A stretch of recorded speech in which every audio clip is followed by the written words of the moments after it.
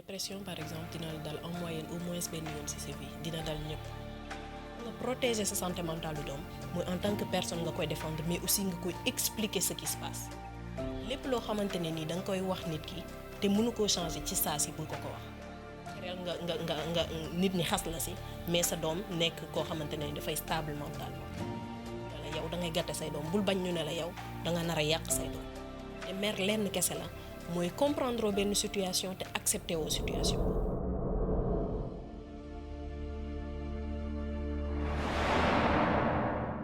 Bonjour et bienvenue dans La Parole de ta sœur, le podcast qui vous écoute, qui vous comprend et qui vous parle. Aujourd'hui, on va parler de quelque chose de très important. Ku nekk dégg nga ko mooy la santé mentale. Santé mentale nag dafa nekk loo xam ne dafa am solo ci nit ak nekkinam ci biir société bi. Loolu moo tax tey ñuy dalal Yaye Aïssatou Diop, licenciée en psychologie et coach. Elle va nous parler de la santé mentale, tout ce que les femmes ont besoin de savoir. Bonjour Yaye Aïssatou. Bonjour Astou. Kontaan naa di la dalal. Merci beaucoup ci invitation bi. Donc comme je le disais, on va parler aujourd'hui de santé mentale. Naka nga ñu mën a définir tey li nga xamante ne mooy santé mentale? Alors su ma leen doon définir santé mentale de manière très simple mooy capacité bi nga am ci comprendre sa bopp déglu say émotions mais aussi xool li nga xamante ne ni moo gën ci yow émotionnellement intérieurement. Donc tey comment est-ce qu'on peut gis benn nit et on dit que celle-là elle est saine mentalement wala am na li nga xamante ne mooy santé mentale naka lañ ko mën a xamee ci comportement am wala ci jëflanteem ak nit ñi? Alors mënoo ko xam comme santé physique nu muy reflété wee c'est-à-dire nit koo xamante ne ni dafa am santé physique mën nga ko gis ci moom mais par rapport ak santé mentale ku nekk moo ko mën a waxal boppam mënoo gis nit ba ne kii nii elle est bien mentalement santé mentale am tout va bien parce que intérieurement li nit ki di dund moom kese moo ko xam donc on ne peut jamais savoir loolu moo tax c'est très important yow en tant que personne nga def ko sa responsabilité pour xam naka ko est-ce que tu vas bien mentalement. Exactement. Léegi comment est-ce qu'une personne se rend compte à l'intérieur naka lan mooy signe yi nga xamante ne su ma ko amee ci man ni may gisee wala ni may jëflante ma mën a xam ne man mii kat mentalement am na foo xamante ni mi ngi sooxe.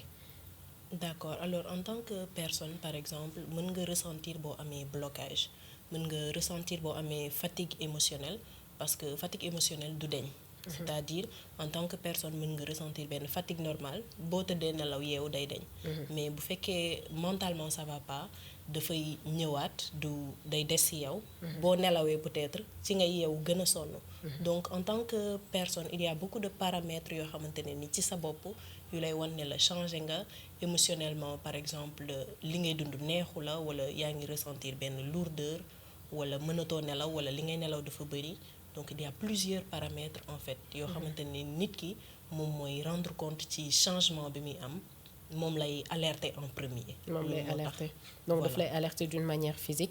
c'est-à-dire booy am insomnie. daan nelaw benn 8 heures de temps boo tëddatee léegi mënoo nelaw wala mu di la alerter d'une manière wu nga daan nelaw 8 heures léegi da ngay nelaw rek di continuer dootoo bëgg yeewu. Quels sont les problèmes de santé mentale les plus récurrents par exemple ñu ngi dégg souvent sur les réseaux on parle de manque de confiance en soi et cetera yan mooy yi nga xamante ni moom la ëpp li nit ñi di jànkonteel surtout jigéen ñi. Alors disons que dépression par exemple dina la dal en moyenne au moins benn yoon ci sa vie dina dal ñëpp donc c'est quelque chose boo xamante ne ni c'est récurrent te kenn mënu ci échapper mën nga am déprime mooy état bi ngay toll par exemple jékki-jékki sa liggéey dootu la safati dara dootu la safati tu te sens vide intérieurement loolu déprime la day dal ñëpp de temps en temps mën nga am benn échec wala benn décès nga ressentir déprime mais par exemple déprime boobu noonu boo ci nekkee de manière continuelle foofu ngay dugg ci phase de dépression léegi nag bëggoon naa def benn leeral parce que dépression ñu bari dañ koy jaawale ak li ñu naan dof au Sénégal boo déggee dépression da ngay jàpp ne loo xamante ne ni la ku mu dal rek yanu nga say dal alors que du loolu da nga gis souvent ci commentaires yi ci réseaux sociaux yi wala sax ci yenn vidéo yoo xamante ne nii ay nit ñu am baat lañ ñu réagir ci vidéo jàmbur ni kii dafa am dépression alors que nekkul sax loolu mooy définition dépression je trouve que bokk na ci li nga xamante ne nii moo tax ñu stigmatiser santé mentale parce que dépression lu ñu war a normaliser la parce que ñëpp lay daal du coup santé mentale c'est stigmatisé tout simplement parce que dépression dañ koo jël def ko loo xamante ne nii comme si yanu nga say daal la en fait alors que ñëpp lay dal. ñëpp lay dal ñëpp donc lay ñëpp dal en ñuy wax moyenne. naan diw am na dépression ñun ñëpp dinañu dal benn yoon. Au moins. li ñuy gis sur les réseaux sociaux des fois nit daan comporté woo nenn ni ba ci yàgg muy mel neneen. tout le temps sur les vidéos wala intervention yi nit ñi di am da nga ciy dégg comme ni nga ko waxee dafa amee dépression. dafa amee dépression parce que dañu jël feebaru xel yépp tënk ko ci benn baat. te mooy dépression alors que dépression. loo xamante ne que li ñëpp lay dal. lan moo koy indi wala dafa nekk lu naturel si nit lan mooy tax nit ki tey mu toog. amee dépression. alors benn événement mën na ko déclencher comme routine tamit mën na ko déclencher. donc amul benn cause boo xamante ni dafa précis luñ ne lii nii moo koy indi. mën nga am décès jëlee ci dépression parce que da ngay dugg ci benn cercle vicieux boo xamante ne nii. doo ci mën a génn soo amul outils nécessaires yi. mën nga am benn échec examen dugg ci dépression mën nga nekk ci liggéey bu la neexul nekk ci routine bi dugg ci dépression donc bëri na ay paramètres yoo xamante ne mën nañu indi dépression. mais nekkul forcément dafa war a am cause. nit mën na jékki-jékki rek loolu dal ko te du xam du mën a situer cause bi lan la exactement. donc nit mën na am dépression te mënul xam lan moo indi dépression bi ci moom. gis nañu ne que si les 5 dernières années le waxtaanu santé mentale ñëw sur la toile au Sénégal. daawuñu ko waxtaanee benn moo lañ trouvé la ñu jëloon tënk ci lépp luy feebaru xel te mooy dof comme ni nga ko waxee sànq alors que am na yeneen ak yeneen. feebar yoo xamante ni mën na dal nit ci xelam te taxul mu sànni ay sagaram léegi tey jii nii est-ce que da nga foog ne les gens sont devenus plus fragiles mentalement moo tax ñu koy waxtaanee. wala occidentalisation moo ko indi comme ni ñu koy waxee ñu ne feebaru tubaab la. lan moo tax tey d'un coup. sur les 5 dernières années les gens ont décidé de parler de la santé mentale. alors expression par exemple nit ñi dañoo fragile léegi je pense que lu ñu war a éviter la. parce que fragilité boo waxee par exemple nit dafa fragile parce que dafa partager lu muy ressentir wala dafa partager benn expérience boo xamante ne nii c'est d'ordre mental c'est comme si par exemple dafa yomb ñu dugg ci minimiser li nit di ressentir mais aussi dafay tax keneen koo xamante ne ni mi ngi dund la même chose dafay jàpp ne loolu warul c'est pas légitime mu ressentir yooyu noonu parce que fragilité la tudd pas exprimer ce ressenti. léegi nag par rapport ak nit ñi niñ ci ouvert je trouve que c'est très bien parce que ñu bari ñu ngi sensibiliser de plus en plus par exemple artistes yi comme la Feu Ali Magadji daf doon sensibiliser bu baax ci santé mentale daf doon exprimer wu ci li koy dal personnalité publique par exemple bu génnee wax yenn affaires yi wala nit créateur de contenu sensibiliser ci santé mentale wala nit ñi gis koo xamante ne nii dafa normaloon jékki-jékki def live def benn affaire nit ñi dañuy xam ne lii c'est quelque chose de réel en fait ça existe parce que nit ñi proximité yi ñu am ak artistes yi créateur de contenu yi business woman yi ak businessman yi dafay créer nit ñi am benn prise de conscience bi nii donc je trouve que réseaux sociaux yi moo indi plus le fait que nit ñi léegi normaliser santé mentale dañ koy gisee xam ne lii lu normal la mën na dal ku nekk et tout ça et instant bi nii je ne dirais pas que fragilité moo tax nit ñi di si wax mais nit ñi dañu gën a nekk à l'aise ça veut pas dire que amul woon avant amoon na avant dañ ko daan gis au quotidien ñu bari ñu ngi koy gis ba léegi au quotidien da ngay nekk ak une mère de famille boo xamante ne nii dafay irritable dans la maison c'est parce que dafay def un travail émotionnel dafay def un travail boo xamante ne nii c'est pas quelque chose de reconnu santé mentale am elle n'en prend pas soin donc tu verras une irritabilité boo xamante ne nii sama yaay dafa naqari deret sama yaay day kaas rek c'est parce que sa yaay peut-être fàttalikuwul un moment boo xamante ne nii ou bien ci un an fàttalikuwul benn yoon boo xamante ne nii toog na xalaat boppam toog na def benn affaire pour boppam prendre na soin ci santé mentale donc ñu ngi koy dund ñu ngi ko doon dund mais léegi dafa gën a feeñ dañ ci gën a wax dañ ci gën a prendre conscience te comme ni nga ko waxee Feu Halima Gadji def na ci liggéey bu am solo elle en a parlé elle a exposé notamment gis nañ aussi yeneen ñoo xamante ne ñu xam la même duñ ci wax mais des fois dañuy présenter ay signes yuy wane ne que ñi am na luy sooxe ci seen santé mentale. léegi ñu gis ne que aussi peut-être que jigéen ñi ñoo gën a nekk à l'aise pour waxtaan comme ni ma wax léegi. parce qu'on utilise le mot fragile pour le décrire. C'est vrai. Est-ce que da nga jàpp ne au Sénégal le thème mu santé mentale ça concerne plus les femmes wala c'est juste les femmes qui sont plus à l'aise pour en parler wala pour s'exposer? Je trouve que ça concerne les femmes et les hommes.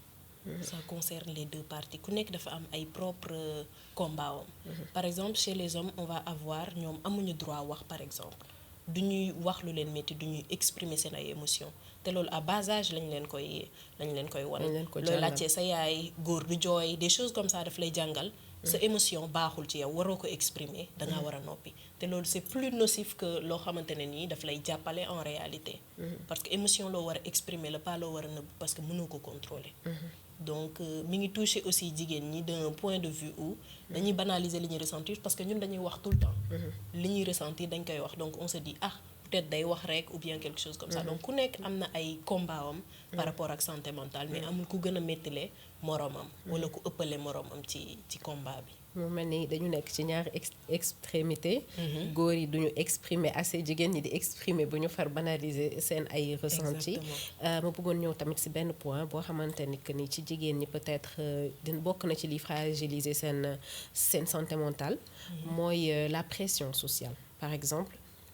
Tout le temps am nañ attente bu ñu am ci yow donc te regard des autres boobu noonu pression bi la nit di teg d'abord est-ce que c'est facile de se détacher de ça de se détacher de l'attente que les gens ont de toi? Alors ce n'est jamais facile parce que boo nekkee jigéen toujours dafa am lu ñuy xaar ci yow. On attend de toi déjà d'abord que tu sois une bonne fille. Être une bonne fille c'est vraiment relatif à foo mënti dem c'est-à-dire amul benn feuille de route boo xamante ne ni ñëpp loolu la ñu war a def am na foo xamante ne ni am na ci ay régions du Sénégal yoo xamante ne ni être une bonne fille ça veut dire nga bañ a wane sa karaw nga muuru. am na foo xamante ne ni ça veut dire bul génn lu bari am na sax foo xamante ne ni bul jàng la donc c'est très difficile yow ci boppam en tant que personne nga xam lan nga war a def. léegi nag ñun à bas âge dañ lay former à être une bonne fille à ce que nga xool sa réputation donc tu dois quelque chose aux gens donc regard des autres bi c'est à bas âge lu ñu lay forger.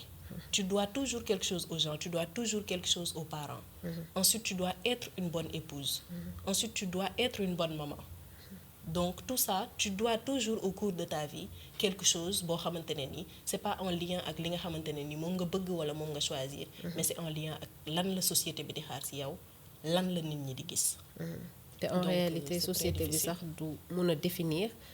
dans un point fixe lan lay xaar ci yow. lan lay xaar ci yow et je pense que loolu li ko indi mooy que ñi ngi traditionnellement li ñuy xaar ci yow c'est différent de tey lan la modernité di xaar ci yow. ñu taxaw ci digg bi war a def ñaar yëpp. li nga xamante ni moom la société traditionnelle di xaar ci yow ak tamit tey bi nga jàngee être une bonne femme être une femme épanouie une femme forte une femme et cetera donc loolu yëpp dafay nekk ay pression yoo xamante ni dafay ñëw di tegu ci kaw jigéen ñi. gis nañ aussi que entre femmes dans les bureaux wala ci seen liggéeyukaay même sur les réseaux sociaux les femmes d'affaires et cetera. da ngay gis ne tout le temps il y a une certaine concurrence. ci jigéen ñi ñaari góor bu ñu dee def même chose d'habitude les gens ils n'ont pas le premier reflet de di leen di tëkkatle mais su fekkee ñaari jigéen xaw ma ñoom ñoo koy def xaw ma c'est la société mais les gens ont plus tendance à les comparer à ne xoolal kii li mu def kii réaliser gul li loolu tamit est-ce que foogoo ne bokk na ci li di ñëw di peser ci seen santé mentale ak ci ban façon la koy defee. alors disons que Sénégal dañuy teel a yar ci wujje. donc wujje boobu noonu pas dañ lay yar ci ëllëg sa jëkkër day am keneen. mais dañ lay yar ci comparé wu ak ñeneen en réalité. peut-être maman yi dañ koy def sans s'en rendre compte. mais boo nekkee jigéen par exemple da ngay recevoir ay mots yu bari yoo xamante ne nii. da lay wan ne la sa valeur keneen mën na koo jëlee ci yow en fait. dañ lay wan ni la par exemple sa valeur nekk na ci looy def walla comparaison bi yenn saa yi dafay nekk ci biir famille bi. xoolal sa sœur bi nu mu mel xoolal sa kii nu mu mel toppal ci kii et tout ça.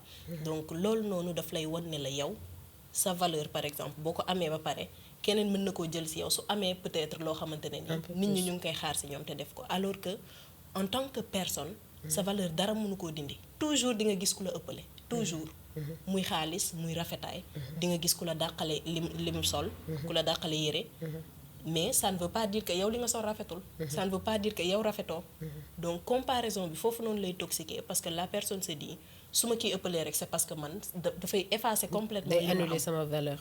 voilà donc je pense que c'est à bas âge la ñuy def loolu par rapport ak jeunes filles yi donc comme ni nga ko waxee à bas âge la ñuy commencer di tëkkatle kii nii la mel kii nii di tëkkatle surtout entre jigéen donc dafay dem ba nga xamante ne dañuy am benn pression boo xam ne entre ñoom day indi benn concurrence bu ko defee nit ki commencer di douter ci valeur am mën na indi lu mel ni manque de confiance en soi et cetera donc manque de confiance en soi boobu tamit bëgg naa ñu taxaw ci quels sont les signes yoo xamante ne nit ki bu ko amee mën na jàpp ne man kat j'ai pas confiance en moi ak est-ce que am na ay solutions yu pratique concret yu mun a jàppale nit ba mu mun a retrouver confiance en elle-même su fekkee ne que daf ko perdre. d'accord alors manque de confiance ni nga koy njëkk a remarquer ci sa bopp mooy opinion nit ñi daf lay sonal pas seulement danga koy bàyyi xel mais daf lay sonal mën nga def benn affaire mu neex la yow en tant que personne nit ñëw ne la lii de baaxul danga koy changer automatiquement c'est-à-dire danga koy changer wala nga bëgg ko changer wala yàq na sa journée automatiquement parce que benn nit joxe na ci avis wam te loolu par exemple bu ma la ci doon jox exemple mën naa ñëw rek ne la par exemple Astou yére bi nga sol dafa bleu neexuma mën nga ko bañ a prendre en compte parce que li nga sol bleuwul xam nga ne c'est vert donc loolu noonu je peux dire que mooy xam bi ngay xam li nga def xam bi ngay xam li nga mel mooy confiance en soi moo tax booy travailler ci confiance en soi foofu ngay commencer ci xam yow yaay kan parce que boo xamee yow yaay kan kenn du la wax yow yaay kan te ñàkk confiance wala li effriter sa confiance mooy da ngay bàyyi keneen wax la yow yaay kan donc loolu noonu c'est un pilier xam sa bopp jàngaat yow yaay kan définir lan mooy li nga bëgg en tant que personne pas lan la nit ñi di xaar ci yow pas lan ngay wan nit ñi mais li nga bëgg yow li nga bëgg lan la exactement donc foofu mooy première étape bi nga xamante ne nii war nga ci commencer boo bëggee travailler sa confiance en soi. boo bëggee travailler sa confiance en soi première étape bi nga war a def mooy nga xam yow sa base yow yaay kan en fait nga réaliser que am nga valeur boo xamante ni c'est une valeur qui est fixe. Exactement. Et que opinion bi la keneen ki di jox par rapport ak valeur boobu noonu du ko yokk waaye tamit du ko wàññi léegi ki nga xamante ni comme lii ñu wax nii moom defu ko. mënul taxaw elle peut pas se fixer sur boo ko nekk lii dafa bleu mën na la gëm. mën na commencer sax di douter ci couleur bi. donc moom ban travail la xamante ni peut-être c'est des exercices yu muy def peut-être que c'est ay nit yu muy waxal par exemple ñëw gis professionnel wala dara ban mooy solution bi nga xamante ni premiers abords moom la war a def jóg def pour génn ci situation de manque de confiance en soi bi mu nekk. alors gëstu c'est très important par rapport ak manque de confiance c'est-à-dire nit ki gëstu d'abord lire un livre xool sur internet maintenant il y a beaucoup de ressources yoo xamante ne ni nit mën na ko utiliser mais premier exercice bi nga xamante ne ni nit war na koo def ci confiance en soi muy toog jéem a xool moom lan lay ressentir jéem a xool moom mooy kat déjà retracer sa histoire vie xam par exemple yow lii ni nekk ci yow lan moo ko def ci yow man maay kan ci yan moo laa màggee ci ban environnement laa màggee lan moo ma ci metti woon lan lañ ma wax ne man moom laa ak lan laa jàpp ne man moom laa lan laa jàpp tey ci sama identité loo xamante ne nii nit ñi ñoo ko def ci man walla nit ñi ñoo ma ko wax ma dem ba gëm ko ak man lan laa bëgg ci sama bopp donc définir xam déjà ne instant bi nii tu es en manque de confiance ensuite nga définir lan nga bëgg nan nga bëgg a mel ensuite nga définir yow yaay kan exactement parce que boo xamee yow yaay kan kenn du la wax yow yaay kan c'est le plus important ci travailler confiance en soi. D'accord comme ni nga ko waxee léegi nga xam fi nga jóge xam fi nga jaar lan moo la def nii tey ñu jóge foofu pour wax nañ confiance en soi ba pare ñu waxtaanee sur les blessures profondes quelles sont les blessures yi nga xamante ni tey nit ki su ko amee dafay su màggaalee ko dafay am ay njeexital ci santé mentale am yan blessure la. alors blessures yi déjà bëri nañ. par exemple da ngay gis am na 5 blessures principales am na aussi blessures yoo xamante ne nañu combiner wante. comme blessure de l'abandon blessure de la trahison. il y a beaucoup de choses yoo xamante ne nii. mën na la gàllankoor par rapport ak ni ngay interagir ak nit. est-ce que mën nañ taxaw tuuti ci sur les 5 blessures comme ça ñu jéem ko mën a comprendre ku ci nekk mën a situé wu xam yow peut-être ban blessure nga am tey. D'accord. Donc d'abord il faut savoir que blessure yi c'est quelque chose boo xamante ne nii daf lay dal sans pour autant mën nga ci bañ a mën a teg loxo. c'est-à-dire mën nga bañ a xam ne lii mooy sama blessure wala mën nga bañ a xam ne blessure moo lay réagir loo ci yenn situation yi nii léegi nag blessure yi nan lay ñëwee en tant que ci sa vie quotidienne. yow mën nga dund benn expérience c'est-à-dire yow en tant que personne Astou mën nga nekk koo xamante ne ni bu ñu nekkee di débat doo nangu déglu kenn am na ñu mel noonu am na ñoo xamante ne ni débat bu amee du ñu déglu kenn. alors que peut-être ñu ci bari ñu mel noonu c'est parce que dañu leen a wanoon bi ñu nekkee xale que ñoom seen opinion compté wul du coup bu ñuy wax ak yow ci débat duñu la déglu. li mu leen di fàttali blessure bi mu leen di fàttali mooy kii daf laa bëgg a yeb walla sa opinion compté wul. daf ko bëgg donc blessure buy ñëw ci situation dafay mel ni lu la fàttali benn traumatisme boo amoon. mën nga nekk ak nit par exemple dans une relation. nga doo ko may jàmm c'est-à-dire da ngeen di nekk ci jàmm mais yow doo ko may jàmm tout le temps mën nga ko indil ay xuloo yoo xam ne ça vient de nulle part tout le temps mën nga ko indil ay coow am na ñoo xam ne dañ naan bu ñu nekkee ci relation te coow amu ci ça ne va pas être pimenté relation bi du leen neex. loolu rek c'est quelque chose boo xam ne dalay dal au quotidien te doo xam ne lii ça vient d'une blessure. ban blessure mooy indi loolu mooy famille sénégalaise par exemple. dañ lay wan ne la à bas âge que amour dafa conditionnel. c'est-à-dire yow amour bi ngay am par exemple bi ngay ressentir par rapport ak say parents il faut nga def dara pour ressentir ko est-ce que ranger nga sa néeg est-ce que correct nga sa kër gi est-ce que am nga ay résultats yu baax bu boobaa mën ngaa am jàmm peut-être ci kër gi. yenn saa yi aussi da ngay nekk ak cousine wala sœur wala même sa parent. sa papa wala sa yaay. du la may jàmm ci kër gi mais doo mën a détaché wu ci loolu parce que sa famille la. sa famille mënoo ci c'est-à-dire dañ lay jàngal ne lu mu métti sa famille la. maanaam lu mu métti luñ la mën a teg rek. nit ki sa famille la waroo dem. du coup yow qu'est-ce que ça t'apprend. ça t'apprend que ëllëg ci say relation nit loo ko teg lu métti dafa war a toog parce que loolu mooy mbëggeel alors que ñëpp mën nañoo bañ a supporter loolu. ça t'apprend aussi que ëllëg ci sa relation. nit ki daf laa war a bëggee condition c'est-à-dire dafa war a am condition parce que yow ni nga màggee sa vision de l'amour. mooy dangaa waroon am résultat yu baax wala nga defar sa nekk wala nga jàppale nit ñi ci kër gi. pour ñu bëgg la. exactement léegi nag nit ki boo ko gisee laaju la benn condition c'est-à-dire nit ki bëgg na la. neewu la laaju la ay résultats laaju la condition danga naan lii c'est pas possible. ça ne peut pas être de l'amour du coup da ngay bundu xataal nit ki. d'accord da ngay ne waruma mën a bëgg parce que defuma li tax. voilà defuma dara donc sa vision de l'amour dafa dépendre ci li ngay def pour nit ki bëgg la. du coup bu nit ki ñëwee rek sans pour autant mu laaj la condition boo xamante ne nii ndiru na ak condition yi ñu la daan laaj da nga naan lii mënul nekk. donc loolu noonu sa blessure mi ngi lay réagir loo sans pour autant nga xam. nga rendre si compte. et c'est très compliqué. de s'en défaire par rapport ak loolu donc sa blessure day ñëw ci. tous les aspects du quotidien yu bari tous les aspects du quotidien sa blessure. day ñëw ci ni ngay jëflante en relation ni ngay jëflante en famille. ni ngay jëflante fi ngay liggéeyee et cetera. surtout day ñëw itam sur la façon de réagir de certaines personnes sur les réseaux. des fois nga gis koo xamante ni day ñëw sur les réseaux avec beaucoup de bienveillance. keneen koo xam ne dafay ñëw sur les réseaux pour di saaga pour di dénigrer nga gis keneen koo xam ne dafay ñëw sur les réseaux. pour que ñu valider ko. day ñëw di génne lu mu am lu mu mel pour que ñu valider ko.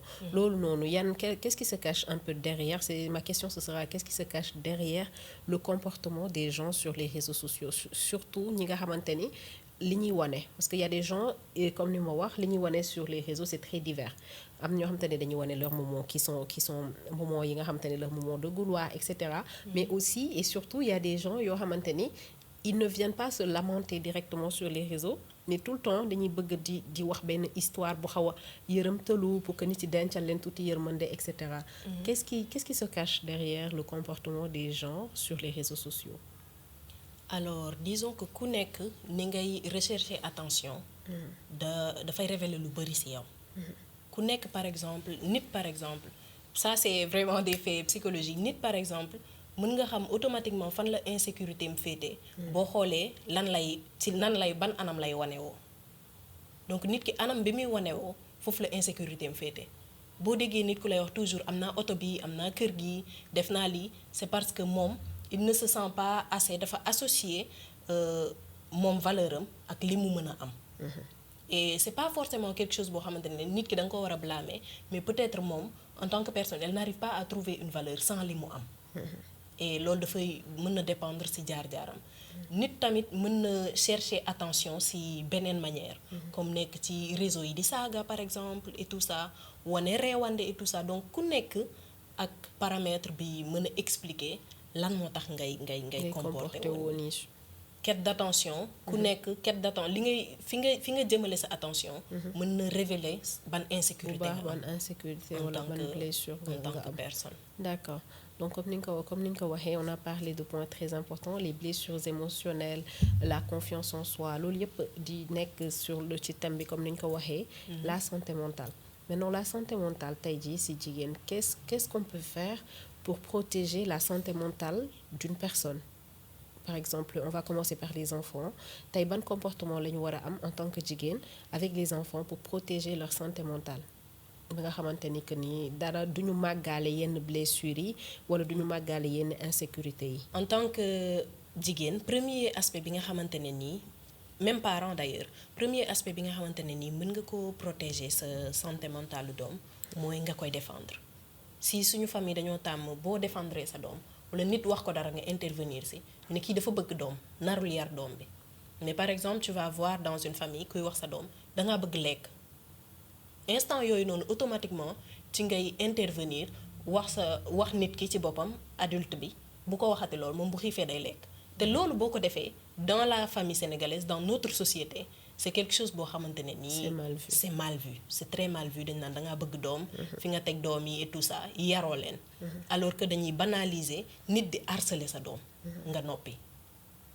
adulte yi yenn saay dañuy causer xale yi ay tort mais ci suñu société waroo défendre xale bi te xale bi instant boobu noonu mentalement amul ay outils pour défendre boppam ñun ñëpp bi ñu nekkee xale wax nañ ñu carotte day tax nga njool wax nañ ñu yàlla ci asamaan si la nekk wax nañu beaucoup de choses yoo xamante ni dañ ko gëm ba léegi alors que yenn saay scientifiquement c'est même pas prouvé dañ koy gëm parce que xale lépp loo ko wax da koy gëm te boo ko waxee dangaa dof da koy gëm boo ko waxee muusoo da koy gëm parce que da nga bëgg lekk da koy gëm exactement parce que moom adulte bi lépp lu mu wax daf koy jàppee unanimité daf koy jàppee ne lii mooy dëgg donc pour défendre sa doom d'un point de vue psychologique pour nga protéger sa santé mentale doom mooy en tant que personne nga koy défendre mais aussi nga koy expliquer ce qui se passe tante diw wax na ma lii ne ko tante diw moo nekk en tort tante diw warul woon a def commentaire par exemple ci ni nga rëyee warul woon a def commentaire ci ni nga sewee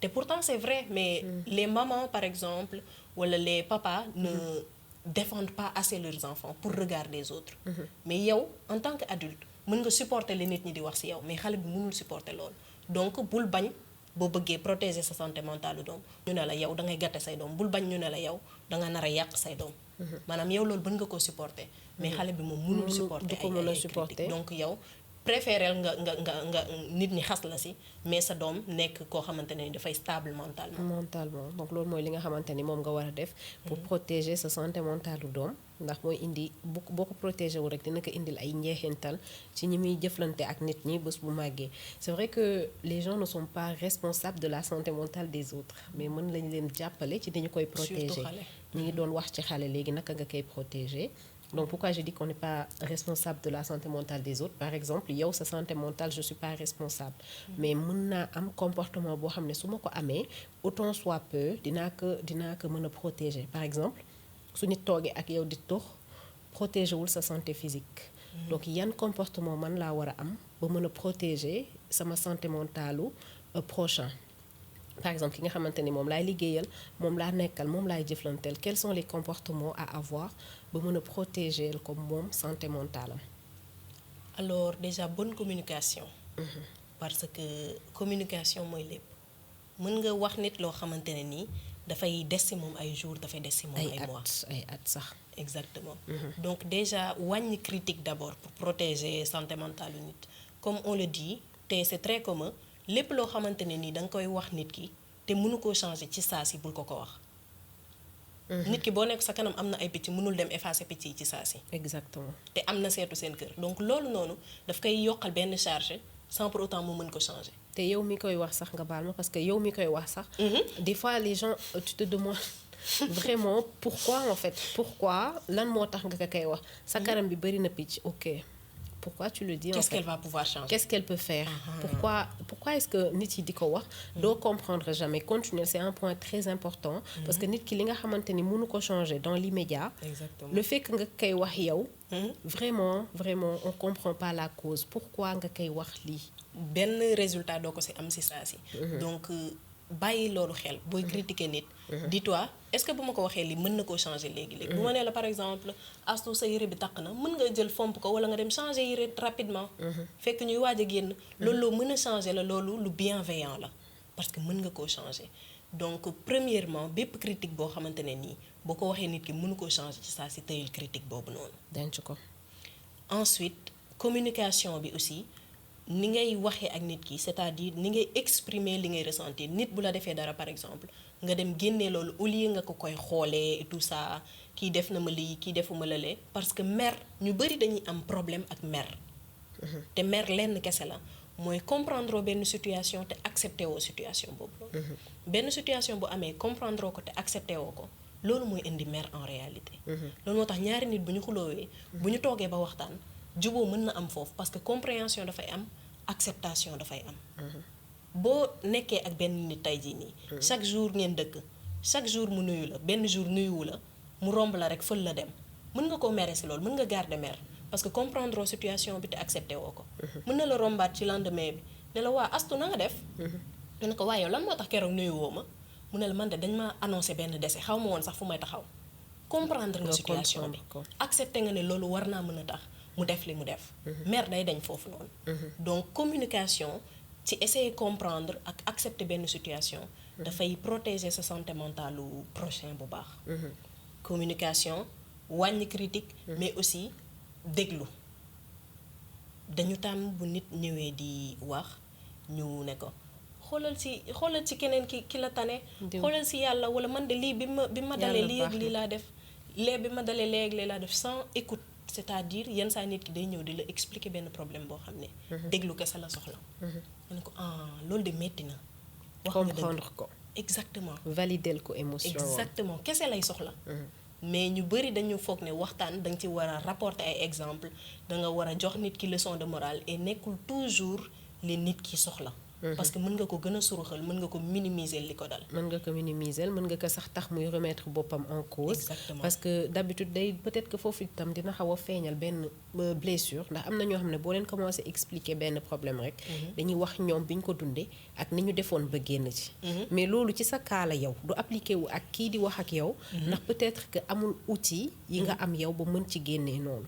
donc ñu bàyyi xel bu baax le fait que nga mën a déglu nit ki.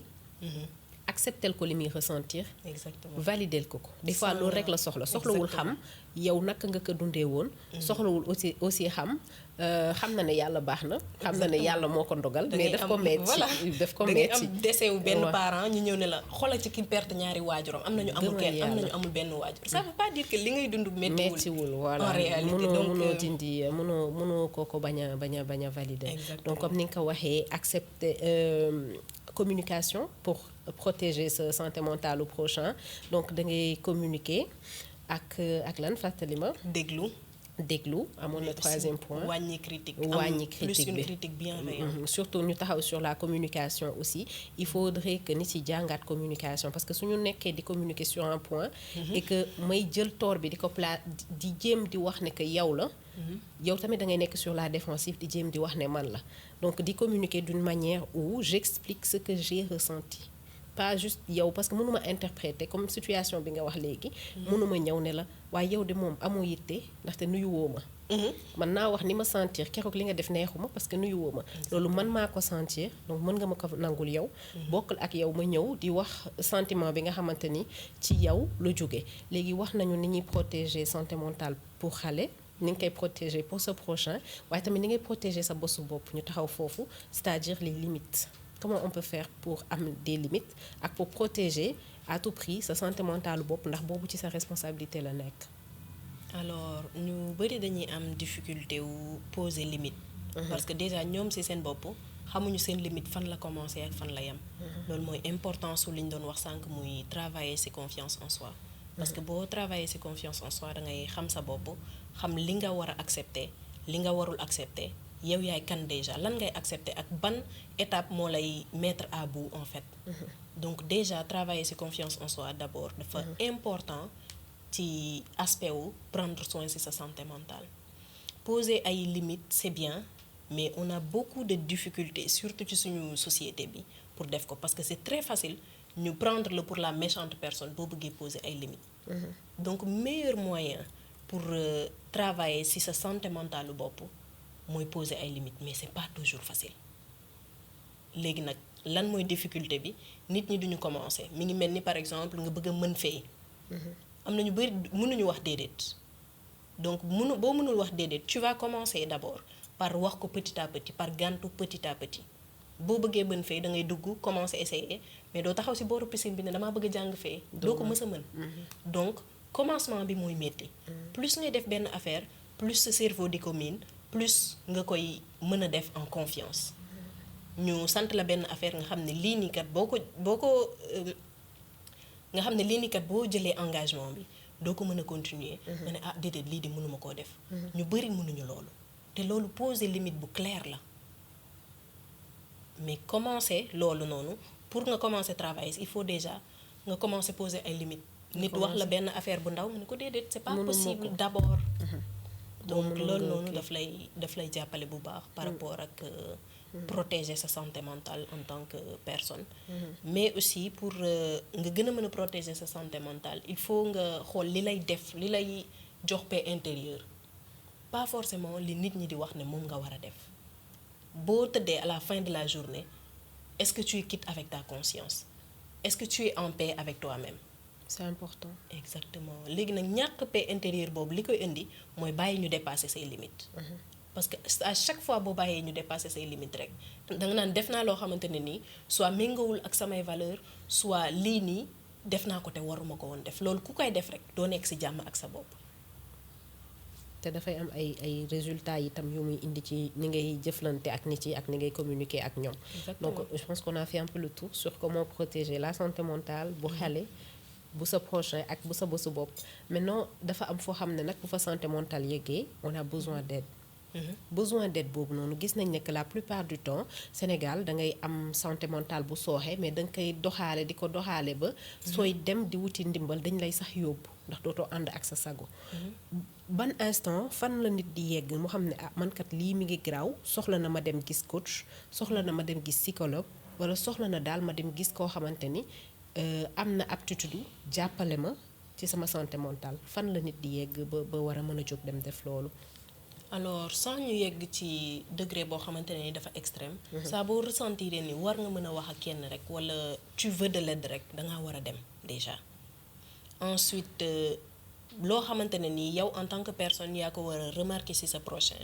mooy da ngay gis par exemple ne nit ki day gis ay affaires yoo xamante ne nii yow gisoo ko wala nit ki di wax ak boppam te waxtu bi dérangé wu ko attention waxtu c'est quelque chose de tout à fait normal. c'est pas synonyme de. koo xamante ne dafa war a dem consulter ji mais waxtu kañ la normalul boo demee ba booy wax ak sa bopp da ngay dégg yeneen baat boo demee ba yow rusatoo nit ñi gis la ngay waxtu parfois nit day waxtu naturellement parce que daf lay permettre par exemple nga capter ay affaires. booy denc benn caabi ne sama bopp xaar ma denc ko ci armoire bi boo ñëwaatee da ngay xam ne fi nga ko denc parce que da nga kaa waxoon sa bopp. donc waxtu daf lay jàppale ci nga fàttali ko ay affaires. daf lay jàppale ci nga réguler wu émotionnellement. mais dafa am foo xamante ne bu fa yeggee psychologie daf koy considérer comme lii nii loo xamante ne nii war na tax nga consulter wu comme dégg ay baat comme nit ñi bu ñu la gisee ngay waxtu doo rusati. comme gis leneen loo xamante ne nii mi ngi wax ak yow te nit ñi gisuñu ko. am na aussi paramètre boo xamante ne nii ñu bari dañ ko seetlu seen bopp aussi mooy créer seen bopp ay scénario dans leur tête c'est-à-dire bu guddi jotee bu ñu tëddee dañuy créer beneen vie boo xamante ne nii bokkul ak seen bos et tout ça. loolu aussi c'est tout à fait normal dafa am juste cadre boo xamante ne nii bu fa yeggee psychologie da koy considérer comme feebaru xel. comme ci partie boobu noonu spécifiquement d'ailleurs damay recevoir question boobu lu bari. kañ la ko psychologie di considérer comme feebaru xel mooy yow boo mënatul def discernement entre lii nii vie bi nga créer sa bopp la ak réalité bi. boo tuddee sa bopp Khadija ci vie bi nga créer sa bopp nga jàpp ne yow Khadija nga tudd dans la vraie vie ku la wax Astou nga ne ko déedéet wax ma Khadija. foofu problème am na par exemple. nit ki bu commencé di wax ay wax yoo xamante ne ni dafa incohérent te mu nekk sa proche instant boobu noonu la personne a besoin d'aide. yëkkati ko dem yóbbu ko mu gis ku ko jàppali dafay daal di dafay jot si moom wax bu incohérent d'abord. léegi ki nga xamante ni soxlawul muy consulter mais sentir na ne tey jii santé mentale am sooxe na yan mooy activité yi nga xamante ni su koy def dina mën ko permettre mu mën a reconstruire wala mu mën a sàmm santé mentale am suñu waxoon santé physique dinañ la wax par exemple nga def sport wala nga def lu demee noonu mais boo bëggee sàmm tey sa santé mentale yan mooy activité yi nga xamante ni moom nga war di def. alors santé mentale ak santé physique dañoo lié donc sport dafa baax trop ci sa santé mentale. sport c'est très bien ci sa santé mentale. dem géej aussi. parce que atmosphère bi daf lay jàppale bu baax pour nga réguler wu daf lay calmer et tout ça il y a beaucoup de bienfaits ci dem géej wala dem dans la nature. mais aussi boo sentiree ne benn environnement dafa toxique nga déplacé wu loolu moo tax voyage ça fait beaucoup de bien. parce que daf lay génne ci routine bi. génn ci routine dem ci beneen environnement. daf lay jàppale pour nga prendre soin ci sa santé mentale. changer entourage daf lay jàppale pour nga protéger sa santé mentale. parce que yenn saa entourage bu toxique mën na la garder ci benn cercle vicieux. boo xamante ne nii doo ci gaaw a génn donc loolu daf lay jàppale pour nga protéger sa santé mentale. am alimentation bu équilibrée daf lay jàppale. parce que santé physique dafa lié directement ak santé mentale. donc plusieurs paramètres yoo xamante ni daf lay permettre nga garder sa santé mentale. nga am sa paix intérieure. mais aussi am ay passion dans la vie. rester fidèle à qui tu es vraiment. quand par exemple nit ki bu pertee kan la dans un mariage wala dans une amitié wala même ak sa parent nga dem di modeler wu comme ni ko nit ki bëggee. wala ngay adapté wu voilà. bàyyi nga say passion bàyyi nga say xarit surtout Sénégal boo sëyee dañu lay wax automatiquement bàyyil say xarit. te loolu c'est un régime très toxique parce que dañuy xaar ci yow nga dindi ki nga doon nga bañ a nekkati ki nga doon. fekk yaa ngi cheminer ak nit pendant des années. nga xëy parce que da nga marié wu moom waratul nekk sa xarit. psychologiquement mun na am ay conséquences ndax tu te retrouves plus. c'est tellement ancré dans la culture que boo marié woo sa xarit ñoo la njëkk a bàyyi. ñoo njëkk a wàññi ci yow parce que da nga am jëkkër léegi et tout ça. alors que pourtant xaritoo boobu noonu bokkoon na ci liy forger sa identité. yéen ñaar yéen a ngi daan ànd di dem di am passion. yéen ñaar yéen a ngi daan ànd di dem resto parce que da ngaa bëggoon resto. yéen ñaar yéen a ngi daan ànd di dem ci atelier de peinture parce que sa passion la bokkoon. donc boo arrêté loolu da ngay dindi benn partie ci sa identité. dootul retrouver te ki nga doon. donc étincelle boobu noonu petit à petit muy dem. moins sa santé mentale di solide en fait. donc yooyu noonu yëpp il y a plusieurs paramètres yoo xamante ni da nga ko war di tenir en compte pour sàmm li nga xamante ni bokk na ci li gën a am solo ci yow te mooy sa santé mentale ndax xel bu wérul du mun liggéey du mun def leneen ak leneen du mun sax dund rek nekk ak sa ay proches ci jàmm. alors je pense que l'émission touche à sa fin bëggoon naa wax tamit ci benn point c'est-à-dire que consultation yi comme ni ñu ko waxee dem seeti ji c'est pas toujours facile pour les gens peut-être financièrement mais gis ne que comme je l'ai dit en intro coach nga en même temps licencié en psychologie gis nañu ne que da ngay def ay groupe yoo xamante ni yaa ngi ci waxtaan ci yan thème sax pour ñi nga xamante ni intéressé na leen. alors groupe yi 2 la benn bi c'était à la base pour traiter questions yi nga xamante ne ni ñooy revenir le plus comme nan laay def ba sama doom arrêté dëgër bopp parentalité beaucoup de choses yoo xamante ne ni parents yi comprendre boobu am na solo. exactement donc parentalité confiance en soi ak business marketing. d'accord ñi nga xamante ni amuñu moyen wu ñëw def consulter ji directement personnellement aussi mën nañ ko def dans des groupes wala yi nga xamante ni moo am na aussi ay thérapie de groupe yoo xamante ni nit ñi ngi koy proposer juste pour vous dire que la santé mentale est accessible à tout le monde maintenant lan mooy nekk sa message de la fin par rapport à la santé mentale aujourd'hui. alors sa santé mentale sa responsabilité la nekk. nekkul ci responsabilité kenn yow en tant que personne yow kese yaa yore responsabilité wu sa santé mentale. et le plus important ci santé mentale mooy boo tëddee guddi nga nelaw. boo paree ci sa journée nga quitte ak sa conscience. nga am paix intérieure ku am jàmm am nga lépp en fait. te ku amul jàmm nelaw sax doo ko mën donc le plus important mooy paix intérieure bi ngay am mais aussi nga xam ne sa responsabilité la nekk même bu dee keneen moo la blessé même bu dee traumatisme yi nekkul woon sa responsabilité yow kese lay revenir. pour nga reconstruire aussi sa responsabilité lay nekk comme ni mu ko waxee santé mentale moom lu am solo la. Yaay Aïssatou, c'était un grand plaisir de te recevoir dans la parole de ta sœur. Je vous donne rendez-vous, chers téléspectateurs, à la semaine prochaine pour beneen épisode de la parole de ta sœur. Entre-temps, mën nañu interagir sur les réseaux sociaux tels que TikTok, Instagram et Facebook. À la semaine prochaine pour beneen épisode ak beneen invité. À très bientôt.